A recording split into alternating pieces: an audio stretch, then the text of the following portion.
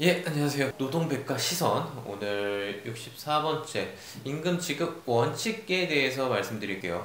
전통적인 주제이고 어떻게 보면 되게 꼭 필요한 내용입니다. 사실 산업화 이후에 있던 전근대적 노동 현실을 다 모아서 금지시킨 강인법규예요. 임금을 어떻게 누구한테 줘야 되고 그 다음에 무슨 화폐를 줘야 되고 이런 것까지 좀 규정이 다 되어져 있단 말이죠. 뭐 이런 전 규정이 우리 근로기준법에 들어와서 다 규정을 하고 있습니다. 규정마다 뭐 사안도 간단히 얘기해 주시죠. 임금 지급에 대해서는 근로기준법 제43조에서 규정을 하고 있고요. 보통 4대 원칙이라고 간단하게 얘기는 합니다. 통화로 직접 전액을 정기적으로 줘야 된다 라고 해서, 이제 통화라는 개념은 이제 화폐로 주라는 거죠. 그러니까 실물로 뭐 이랬다고 해서 뭐 배추나 무로 주는 게 아니라 화폐로 주라는 내용인 거고요.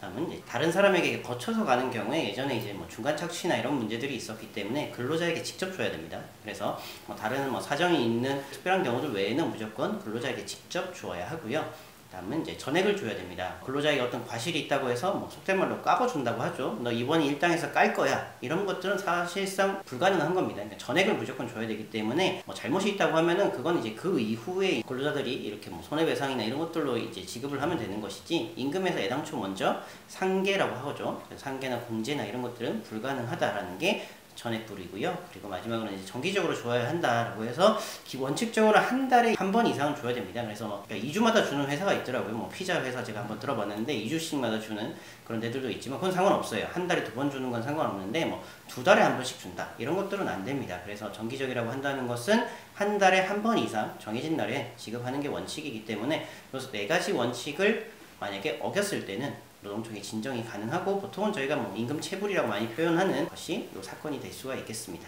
뭐 예외적인 사항과 같이 설명해 드릴까요? 뭐 통화로 지급해야 된다. 통화로 말하면 이제 대한민국에서는 이제 화폐를 얘기하는 것이고, 근데 예외적으로 지금 허용이 되고 있는 게 계좌 입금이죠. 이런 건 뭐 허용이 된다고 보면 돼요. 큰 문제는 없습니다. 뭐 직접 지급 원칙은 당사자한테 직접적으로 지급을 해야 된다. 여기서 이제 좀 예외적인 사항도 있겠죠.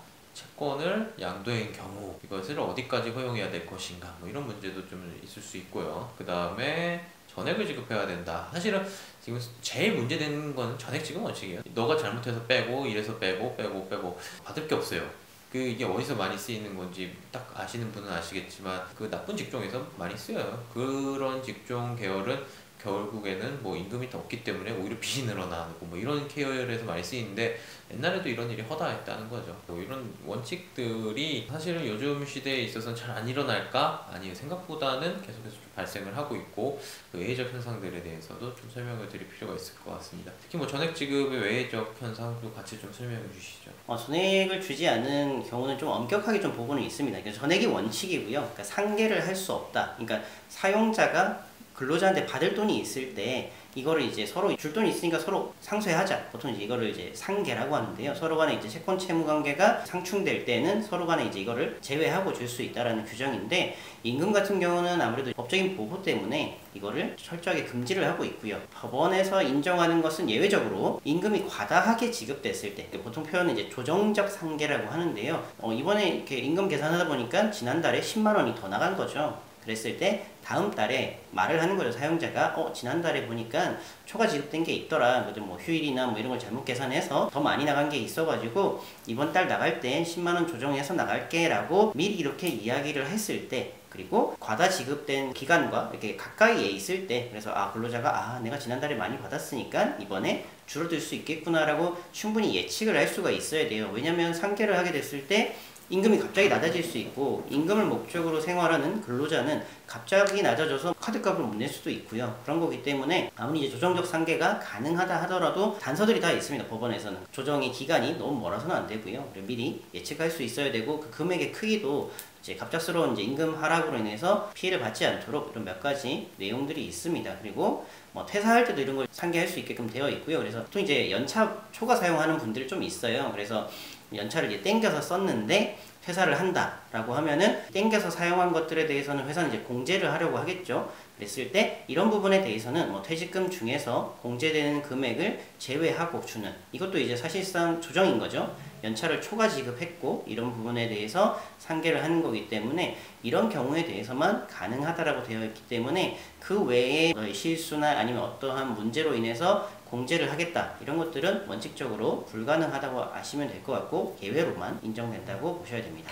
예, 뭐 이 밖에도 뭐 자유롭게 의사에 의해서 상계한다 뭐 이런 방침도 있습니다. 정말 의사에 터잡아서 정말 굳건한 의지로 노동자가 스스로 청구권을 발생한 임금을 스스로 안 받겠다, 상계하겠다, 없애겠다고 한 경우에는 또 일부 허용해 주는 법리 이름은 자유로운 의사에 의한 상계인데 이런 경우도 있고요. 그다음에 뭐 채권을 양도한 경우들도 일부 허용되는 경우가 있습니다. 판례로 아주 예외적으로 허용되는 경우도 있고. 또 법률로서 임금을 직접 지급을 하지 않는 경우도 있어요. 네, 뭐냐면 압류당한 경우. 압류당하면 어때요? 그냥 임금을 다른 사람한테 제3자한테 줄 수도 있긴 있어요. 다만 이때도 최소한의 생계비는 보장을 해줘야 된다. 뭐 이런 원칙은 민사소송법 및 집행법 규정이 이제 가지고 있다. 뭐 이 정도 지금 설명드릴 게 추가적으로 있을 것 같네요. 그 다음에 뭐 저희가 뭐 임금 삭감 뭐 이런 거 대처 이런 것도 좀 설명을 드려야 될 것 같아요. 사실은 이제 공제를 하기 위해서 많은 노력을 하시죠. 특히 아르바이트생들뿐만 아니라 뭐 영업에 손해를 발생했다, 지각비다, 뭐 별의별 뭐 임금 삭감 명목을 많이 쓰고 있어요. 해당 내용들도 설명해 주시죠. 아무래도 요즘에 이제 코로나19로 인해서 회사 사정이나 이런 것들로 인해 뭐 임금 동결은 물론이고요. 임금 삭감이나 이런 얘기까지 오가는 경우들이 있습니다. 사용자가 임금 삭감을 하자라고 제안을 했을 때 근로자가 동의를 한다거나 아니면 집단적으로 이거에 대해서 동의를 했을 때는 그 효력에 대해서는 인정을 하고는 있습니다. 임금이 발생하기 전에 이제 사전적으로 임금 삭감에 동의하는 것은 가능하고요. 근데 너무 이제 삭감 하다가 그럼 최저임금도 안 되게끔 삭감한다. 이건 안 돼요. 법에서는 이거 이상은 무조건 줘야 되고 이건 뭐 최저임금법이나 헌법상에도 다 규정되어 있는 거기 때문에 그 이하까지 낮추는 건 불가능합니다. 하지만 최저임금 이상인 상황에서는 임금을 어느 정도 조정해서 그러니까 뭐 허리띠를 졸라매자 뭐 이런 표현 많이 하는데요. 그런 식으로 사용자가 제안을 하고 근로자가 동의를 했다면은 이건 문제가 없습니다. 물론 이제 일방적으로 삭감은 안 되는 거죠. 일방적으로 삭감이란 개념은 없는 거고 그거는 사실상 체불이죠. 좀 저희가 했던 사건에서 좀 다툼이 있는 경우들도 있었어요. 그래서 임금이 이제 일정 정도 삭감돼서 쭉 지급되고 있으니까 감독관은 이거 삭감 동의한 거 아니냐 이런 상황이 되다 보니까 이런 문제가 생기지 않도록 회사가 일방적으로 삭감한다라고 했을 때 뭔가 증거를 남겨놓는 거죠. 난 동의한 적이 없습니다. 아니면은 이번 달 왜 임금이 적게 나왔죠? 전 삭감에 동의를 한 적이 없는데요 라고 문제 제기를 한다거나 이런 거 한두 번 하는 것이 실제로 사건에서 많이 영향을 주기 때문에 일방적 삭감에 있어서는 체불로 인정받으시려면은 계속 요구를 하셔야 됩니다. 요구를 안 했을 땐 이게 관행이 되고 그러면은 감독관은 동의했다라고 보기 때문에 동의하는 게 문제가 아니라고 아까 얘기 드린 것처럼 임금 청구를 했을 때 불리하게 작용할 수 있다라는 점 때문에 이런 부분을 좀 제기를 하셔야 될 것 같고 아니면은 근무 시간을 줄여서 결국은 임금이 총액이 줄어드는 이런 경우들도 있는데요. 근무 시간이 줄어드는 거는 보통 이제 휴업의 개념이라고 볼 수가 있어요. 그러니까 부분적으로 휴업인 거죠. 그러니까 하루를 안 나가는 게 아니라 8시간에서 6시간으로 줄어버린다 라고 했을 때는 뭐 근로계약을 사실 변경하지 않는 한 이 2시간이 줄어든 거는 그 부분에 대해서는 휴업으로 보고 거기에 대한 70%를 지급하라는 게 현재 원칙이에요. 과거 이제 아르바이트 하는 분들에게 보통 이제 꺾기라고 해서 일방적으로 임금을 줄이기 위해서 오늘 사람 없으니까 일찍 들어가 봐라 라고 해버리면은 근로자는 이미 8시간을 처분 가능한 상태로 있는 상황인데 뭐 3시간을 먼저 집에 간다고 해서 따로 할 수 있는 게 없잖아요. 그만큼의 손해가 발생하는 거라서 그 줄어든 시간만큼은 전에 깎을 수가 없고 30%만 삭감을 하고 70%는 휴업수당으로 주어야 되는 것이 현재적인 기준이기 때문에 근로시간이 줄어드는 것을 해석할 때는 부분 휴업으로 보시고 나서 휴업수당이나 이런 것들을 요구하시는 게 맞습니다. 오늘은 임금 지급에 대해서 어쨌든 좀 살펴봤습니다. 이처럼 임금 지급 방식도 여러 가지예요. 간혹 오해하신 게 노동부는 뭐 퇴사해야 진정을 할 수 있다, 뭐 퇴사 후에 임금 지급 원칙 때문에 그렇다 하시는데 이처럼 우리는 임금을 재직 중에서도 이 지급을 완전하게 하는 원칙을 갖고 있어요.